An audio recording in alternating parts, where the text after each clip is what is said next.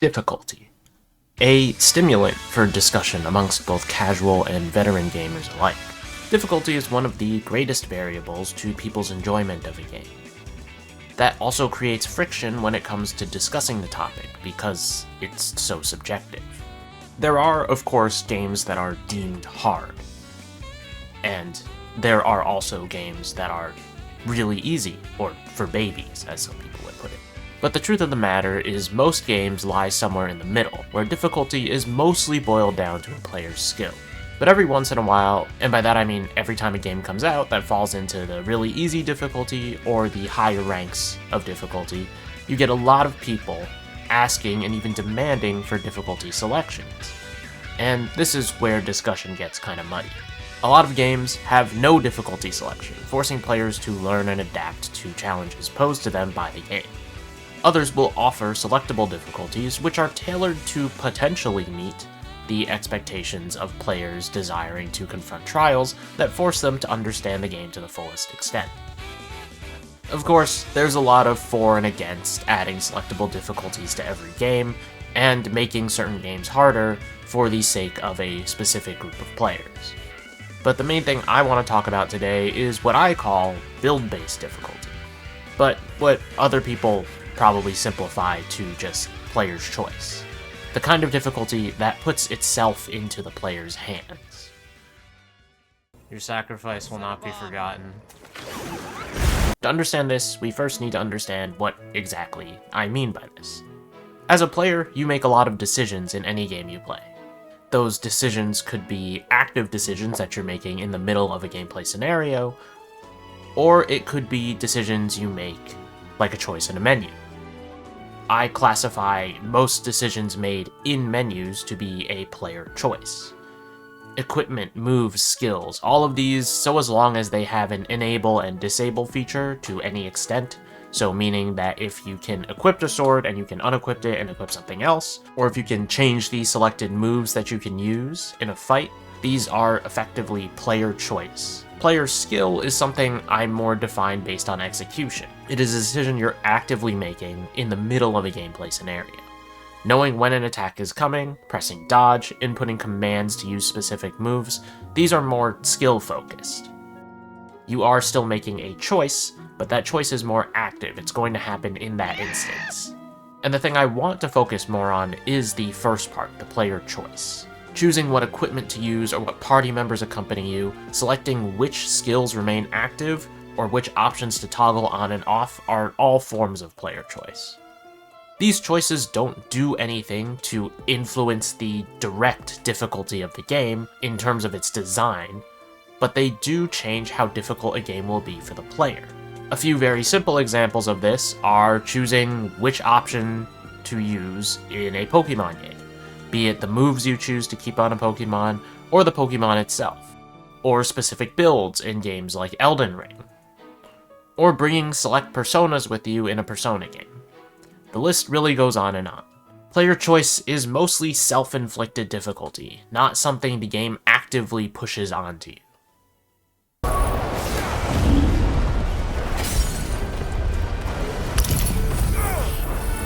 I've talked about my personal perspective on what I consider skill and choice. But mainly for the purpose of this video, choice is something that the game will almost never forcefully make you do to complete a task.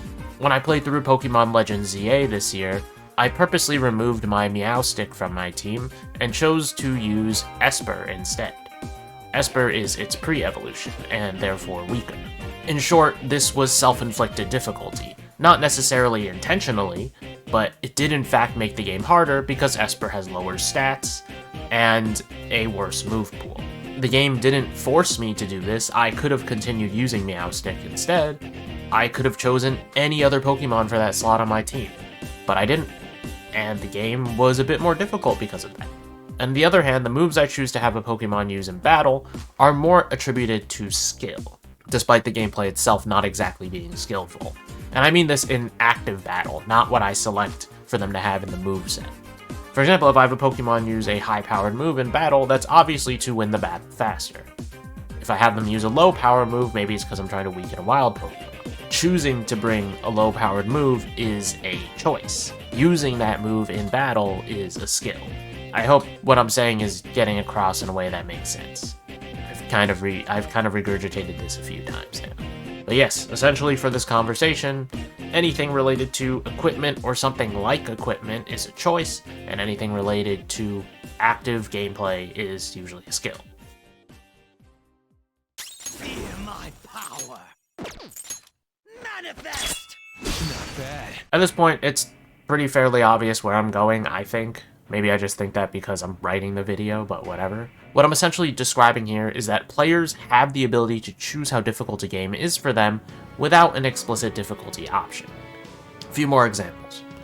Elden Ring, a game that thrives on player freedom to choose what they want to do and where they want to go, within reason. If you choose to level up, you are making a choice that will influence the difficulty of the game. I'm not saying that playing the game without leveling is the true way to play, I'm simply saying that that is a choice. If you level in excess, the game will be easier for you. If you find yourself backed against a wall, you may see grinding as a way to reduce difficulty. The game is giving you a tool to make the game less challenging without explicitly giving you an option to tick that says the game will be easier now. And that is even deeper in builds in that game. When I first played the game, I ran through it with a big long Sephiroth katana. That weapon has range, a quick swing speed, a lot of skill versatility, and innate status buildup. You can combine that with a cold buff, and that gives you 2 status buildups, and when those buildups reach a certain point, the enemy takes a chunk of their health. And that in turn made my time with the game a lot easier. When I went back and tried to beat it with fist weapons, which have a much lower range and require you to get in a lot closer, as well as having less or no innate status buildup, it was harder.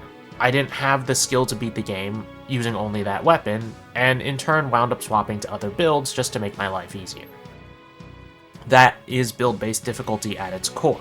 I'm sure there are other words for this kind of difficulty, probably something like player's choice or self-inflicted difficulty, but what you use ultimately influences how difficult the game is. This is common for a lot of RPGs and a lot of JRPGs. It's not always purposeful design, but the player is given a choice to build a certain way. And if you find that it's too easy or too hard, the developers have implemented a ton of options to make it easier or harder. You must adhere to your shifts. If you don't like it, you can quit. However, you will not be compensated. But of course, whenever you kind of make the argument that someone should change the way they're playing a game, the conversation starts to boil down to, but what if I want to play optimally? What if I want to use the strongest build? The devs should make a difficulty so that the people who want to play optimally are totally engaged with the game. The devs should implement changes to make it so that my build is now the optimal way to play the game when it's the hardest. Something I see a lot of players who are on a higher skill level and on the lower skill level say is that the developers should make a difficulty where the most skilled players are challenged. And then other people will say, well, the developers should make a difficulty because it's not accessible to everyone who isn't engaged with difficult games. And to be genuine, if we lived in a perfect world, we might have it. But at least on the higher skill side, the people who play that way are often the odd one out. Those optimizations are usually done by the least common group of players. Before we start slinging crap at each other, game development is a big machine, especially in a large corporation, which is where a lot of the discussions about game difficulty tend to happen. And that's unfortunate or fortunate, depending on what you think. But that machine is often not well oiled or even working properly due to how little upper management and the suits understand about game development. And that becomes an issue because your funding is coming from those people. Your time, your money, what you're able to do, that all is coming from the people in upper management. And it becomes a lot harder to develop things or big things that a lot of people won't use or that will take a lot of time to develop. It's not as simple as sliding a bar up and watching the damage go up or down, or telling an enemy to do one thing instead of another. A well-crafted difficulty for highly skilled players usually will take a long time to iron out properly. It's why a lot of JRPGs tend to have difficulty options, and the general thing that it does is just increase damage taken and decrease damage dealt. It also inflate enemy HP pools. We may not see it as fantastic difficulty, but it really is the easiest way to implement a pseudo-difficulty option for players. It gets to the point where difficulty can wind up being very polarizing, and some people who do play optimally will feel like it's just too easy even on the hardest difficulty, and they're being punished for playing in the way that they see the game should be played, versus the way the difficulty was designed, which is generally just how most people play the game. And it just boils down to the fact that developers don't have the time, resources, and sometimes even the knowledge to create a difficulty that specific. A lot of games get optimized in ways that, at least I believe, developers never really considered. Or they consider it and they just don't think a lot of people will do it. I will agree that some series like Pokemon could supplement difficulty with altering enemy party composition.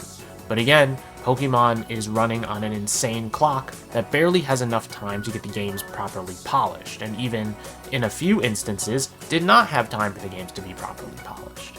But I'm going to stop myself before I go on a tangent about that. That's a conversation wholly separate from this one, and I don't want to get onto it because we're going to be here for 2 hours. My main point is that, unfortunately, it's just not worth it for most developers to invest time into creating a difficulty option that really appeals to the optimizations of the game, just because a majority of players would not opt for them. But also because a lot of developers may not be aware of how optimized their games could really get. Sometimes you really just don't know. But some of them might be. I'm making assumptions here.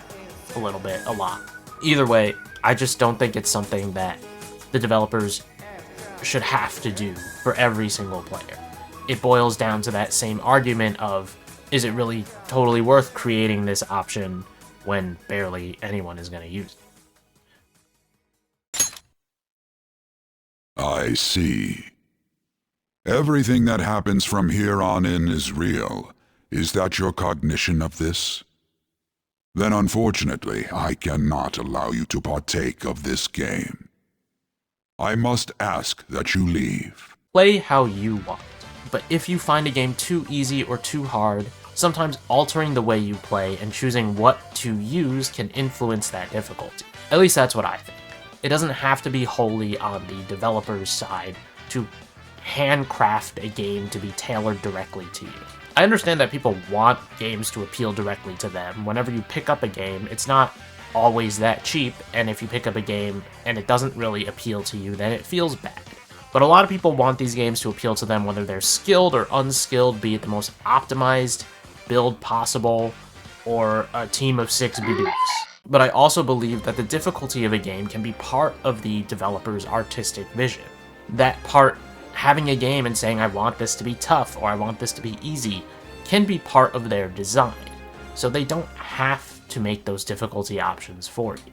In the end, as a player, sometimes you have to be willing to make a compromise if you want to play a game that you find too hard or too easy to the point where it legitimately bothers you.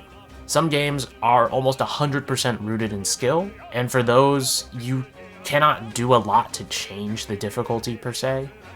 But a lot of games are a mix of skill and choice, and that ultimately means you can influence that difficulty to an extent. It may force you to play a certain way, or force you to not use certain builds, but it's the next best thing, and I really think that in some ways games are made for them. That if you want a game to be hard, then sometimes you have to force yourself to play a certain way. The developers are not going to force you to do it, and they're not going to make a mode for you to do it. And I don't think that should be part of their job, because self-imposed challenges are quite common and don't really require you to alter the game. You just have to play by your rules. And if you can't play by your rules, maybe you just don't find it fun to do those self-imposed challenges. Like I said, I was trying to play through Elden Ring on the just using fists, and I didn't find it that fun, so I just started swapping weapons. No longer wanted to do that. But either way, you can let me know what you think of this in the comments down below. You can leave a like if you enjoyed the video, and subscribe to the channel for more things video game related. Really, most of the time I cover JRPGs if you're somehow watching this without being connected to any of that. But I do some general stuff here and there just to keep it fresh, I suppose. So, thanks for watching, and I'll see you guys next time. What is the cannon room? Come Hello. Yo, 1v1 me right now. I can't turn him down. I died. I can't make it to the race.